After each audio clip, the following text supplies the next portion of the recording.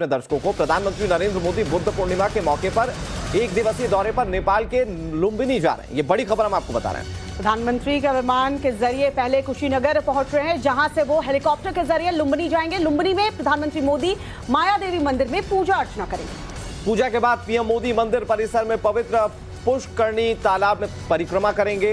PM Ashok स्तंभ की भी परिक्रमा करेंगे। ये तस्वीरें अपने आप में बहुत ज्यादा खास होंगी। प्रधानमंत्री मोदी भारत की मदद से बन रहे बुद्धिस्ट कल्चरल सेंटर के भूमि पूजन में भी शामिल होने वाले हैं। इसके बाद वो नेपाली पीएम के साथ द्विपक्षीय वार्ता में शामिल होंगे। पीएम का देवबा के साथ लंच का भी कार्यक्रम बताया जा रहा है। बड़ी बात यह कि इस दौरान दोनों देशों के बीच कई अहम समझौतों पर भी हस्ताक्षर हो सकते हैं। मनीष हमारे सहयोगी इस वक्त हमारे साथ फोन लाइन पर जुड़ चुके हैं। मनीष, क्या अपडेट? प्रधानमंत्री का नेपाल दौरा अपने आप में खास इस मायने में भी है कि बीते कार्यकाल में हम देखें तो प्रधानमंत्री 4 बार नेपाल पहुंच रहे हैं। हालांकि शेर 2000 के बाद भारत आ चुके हैं, तो ऐसे में बुद्ध पूर्णिमा के दिन मनीष, आवाज में थोड़ी सी दिक्कत है, एक बार फिर से आपका रुख करेंगे। और आपने जिस बात का जिक्र किया, जाहिर तौर पर वो समझना बहुत ज्यादा अहम है कि पीएम का ये नेपाल दौरा कितना ज्यादा खास हो सकता है।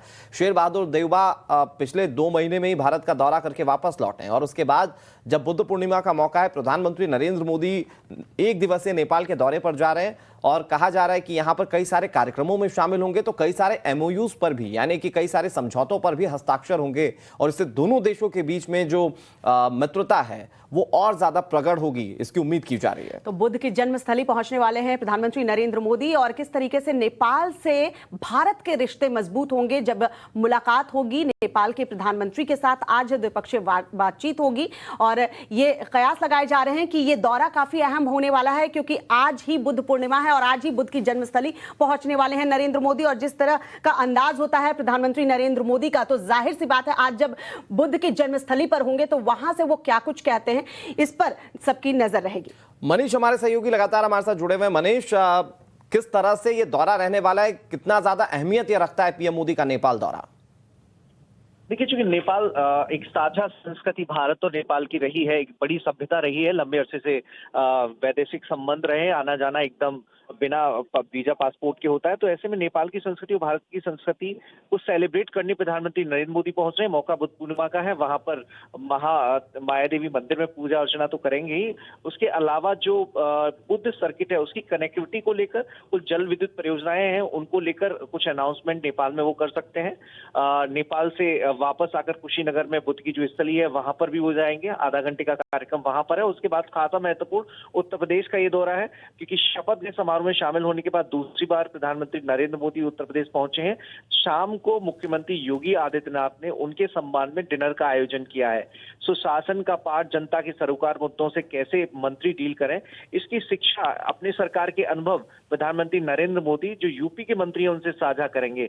पिछली बार भी 2017 में इस तरह का एक डिनर पार्टी रखी गई थी, लेकिन उस वक्त सरकार के साथ साथ विपक्षी नेताओं को भी बुलाया गया था। मुलायम सिंह यादव उस वक्त शरीक भी हुए थे। लेकिन इस बार इस पूरे डिनर को केवल सरकार तक ही सीमित रखा गया है। सभी मंत्री मौजूद रहेंगे, प्रधानमंत्री से बातचीत हो सकेगी, राज्यपाल भी मौजूद रहेंगी। और जो अपना मोदी सरकार का जो अनुभव रहा है 2014 से लेकर अब तक का, उस दौरान जितने बड़े काम मोदी ने किए हैं, यूपी में भी वैसे काम दोहराए जाए। आर्थिक रूप से यूपी तरक्की के रास्ते पे तो चले ही, साथ ही जनता को भी एहसास हो कि हम मिनिमम गवर्नमेंट और मैक्सिमम सुशासन दे रहे हैं। तो उस कड़ी में ये डिनर पार्टी रखी गई है, और डिनर पार्टी के बाद शाम को रात को 9 बजे प्रधानमंत्री नरेंद्र मोदी दिल्ली रवाना हो जाएंगे। बहुत ज्यादा अहम है ये। मनीष, आपसे आगे भी हम जानकारी लेते रहेंगे। फिलहाल आपका हमारे साथ जुड़ने के लिए और तमाम जानकारी देने के लिए बहुत शुक्रिया।